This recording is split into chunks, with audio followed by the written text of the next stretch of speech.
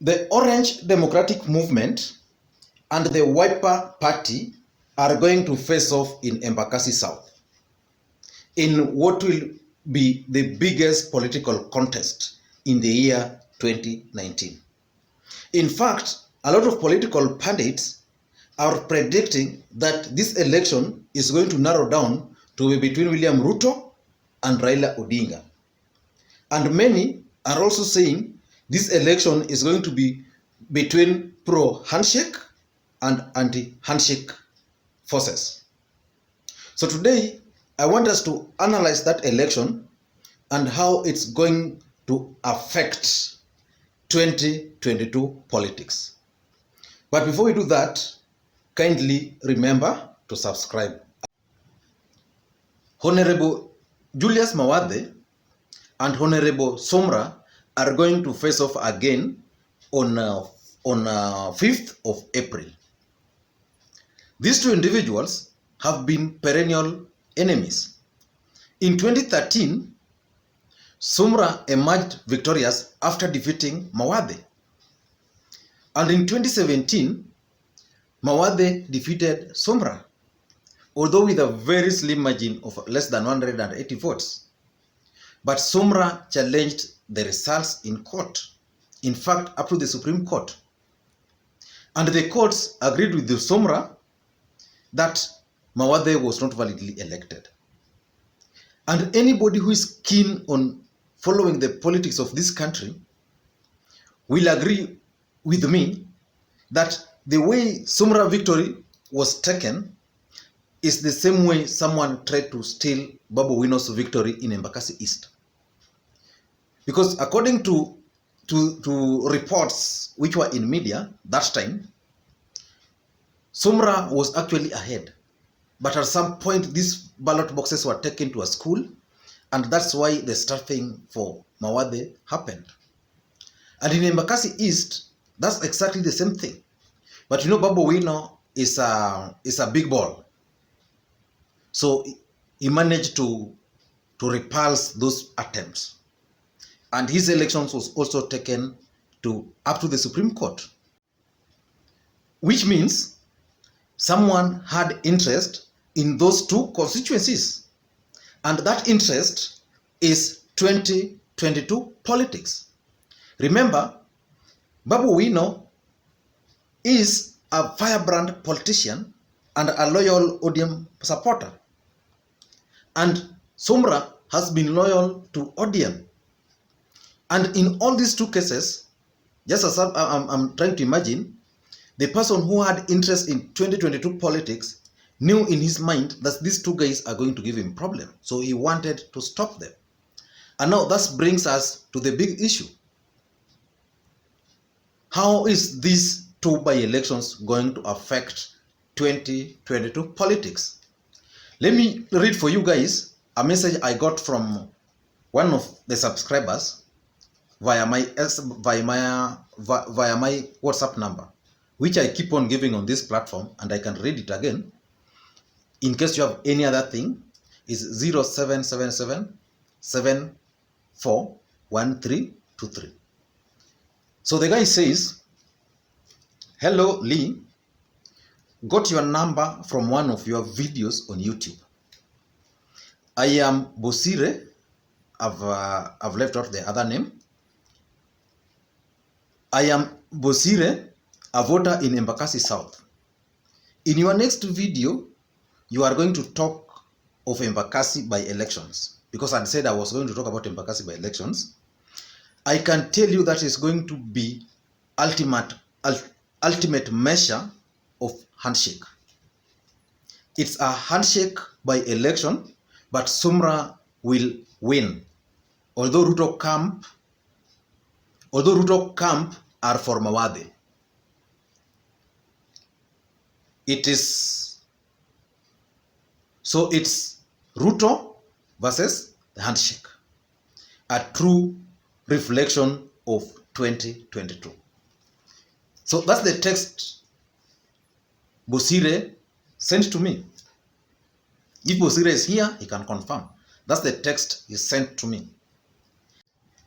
And from Bosire's thinking, This by-election is going to be a measure, the ultimate measure of handshake. And I tend to disagree with him. William Ruto cannot be a factor in Nairobi politics, but he can identify a candidate and support. And in my view, that's what William Ruto has done. Remember, the Wiper guys have been very vocal, saying that ODM must support the Wiper candidate. And ODM are also saying that if they were in partnership with Wiper and their guy was the sitting MP, then it was just fair for Wiper to leave for them the seat.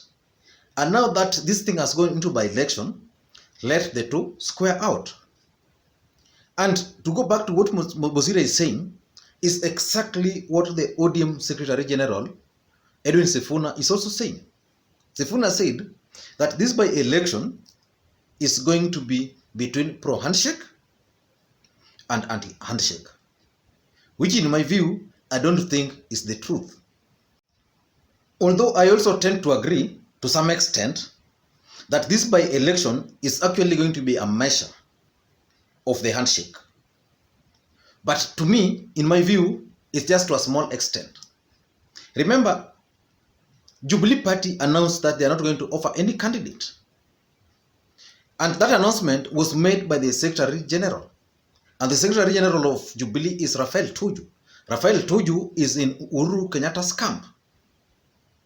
But after Tuju made that announcement, Jubilee leaders, led by Moses Kuria, also made an announcement that they are going to support Mawathe. In short, Jubilee will support either Mawathe or they are going to support Sumra. And that's why most people believe this thing is going to be the handshake. But in my view, the results which are going to be announced will not be determined by the handshake. The voting patterns in Nairobi, if you look at it critically, they are determined by many factors. And in my view, some of the leaders who could influence these elections include the following. Number one is Nairobi Governor Mike Sonko. Who is Mike Sonko going to support in this by-election? Remember, Embakasi South has high number of canvass. And during the last election, Mike Sonko actually imported canvass into Nairobi to make the difference. I remember Governor Kidero really wanted Governor Sonko because he knew if it's Sonko, then it was going to be easy for him to defeat Sonko. So Sonko was wise enough. Sonko went and brought in so many canvass. So Sonko is going to be a factor here because those canvass ended up voting for Mawathe. And Sonko has their contact. Sonko has the list. So if Sonko will support Mawathe or Sonko will support Sumra, then he can decide if I'm supporting Sumra, I'm not bringing those guys. But if I'm supporting Mawathe, I'm going to make sure these canvass are brought to Nairobi to vote. So Sonko is going to be the first guy. And remember, William Ruto pushed for Governor Sonko to be elected in Nairobi for 2022 politics. William Ruto understood, and I always repeat here, he's a shrewd politician. He understood that he's not a factor in Nairobi politics. And he needed his person in Nairobi. And he brought Governor Mike Sonko. And he supported Mike Sonko fully in Jubilee during Jubilee nominations. But something happened. The moment Governor Sonko took office, the cartels, the Central Kenya Mafia, realized that they don't control the capital. I mean, they don't control the city. The city was under Sonko and William Ruto. And they did something which was very funny. They brought someone as the secretary, county secretary. And Sonko refused. The moment Sonko refused, that's the day Mike Sonko's problems began. And as we speak, these guys have actually chased Mike Sonko out of Nairobi and is operating from Machakos. So Mike Sonko is going to be a critical player, but I know Mike Sonko would not want to be seen to be interfering with the status quo. That's number one. The other guy who will influence this politics in Nairobi is this guy called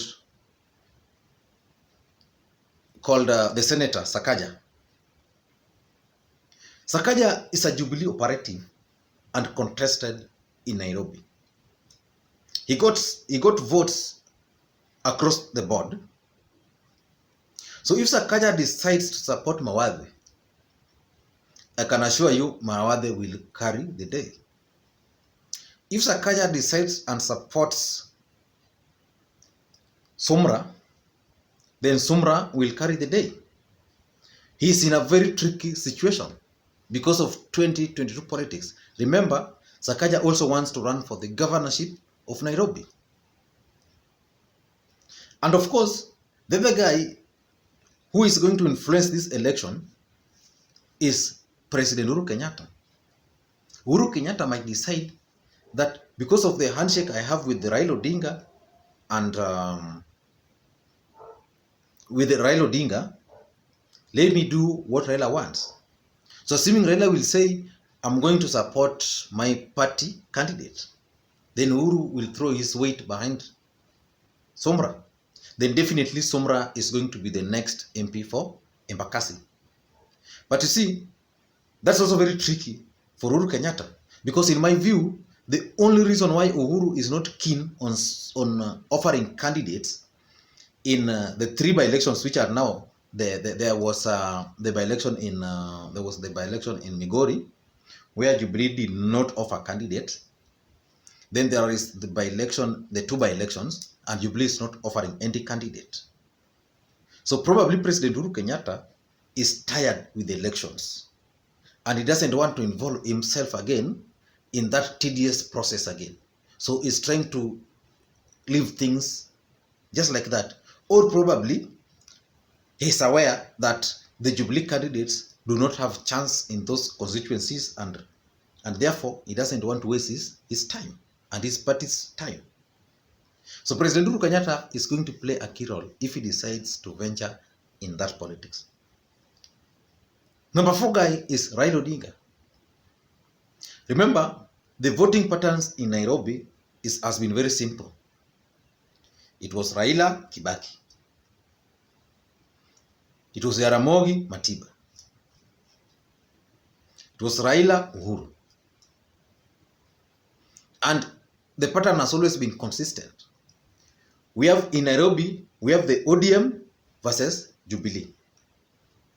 And ODM in Nairobi is now basically the Luyas and the Luos. And remember, basically Luyas, Luos, and Kisii. That block is the core support of ODM in Nairobi. And maybe these other tribes versus Jubilee, which is in most cases consists only of Kikuyus. So whoever Raila will decide to support, because I'm told Raila is also under pressure from Kalonzo Musyoka. And the other day, Kalonzo Musyoka was at Capitol Hill office with Mawathe and also with Ngilu, trying to persuade him to endorse Mawathe. So should Raila decide and heed to Kalonzo's call, then rest assured that Mawathe will be the MP. But Raila is also under pressure from ODM, because ODM supporters believe it's Wiper who made them not to control this county assembly of Nairobi, because most of the ODM guys who lost the nominations went to Wiper, and Wiper gave them certificate, and that's how they divided the votes. Yeah, so it's going to be very tricky affair. So Raila Odinga is going to be very key. The other guy who is going to be very key to some extent is this guy called Musalia Mudavadi. Musalia Mudavadi has a small percentage of Luhya votes in Nairobi. And already Musalia Mudavadi has said he is going to support Mawathe. So Musalia Mudavadi is going to be a factor, right? But what we don't know is that whether his support is going to be significant to help someone win. And of course, Kalonzo Musyoka. Kalonzo Musyoka will try and stick to his guy because Mawathe is the only Wiper MP in Nairobi. Remember, the Wiper guys, the Wiper supporters are enough in Nairobi to elect even 3 MPs, but they have only one because they are never strategic. Even in Mombasa, the Wiper guys are never strategic. So Kalonzo Musyoka will probably try and ensure that he supports his candidate.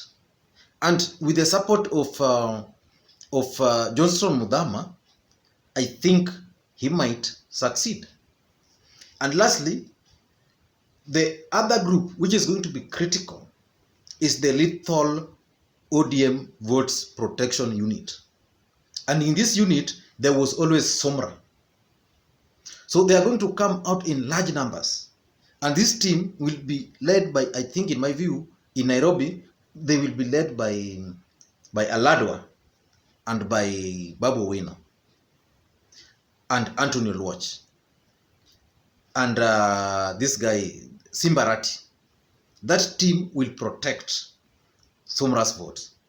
And you know, it has been very hard for ODM to be defeated in by-elections, especially when the elections are free and fair.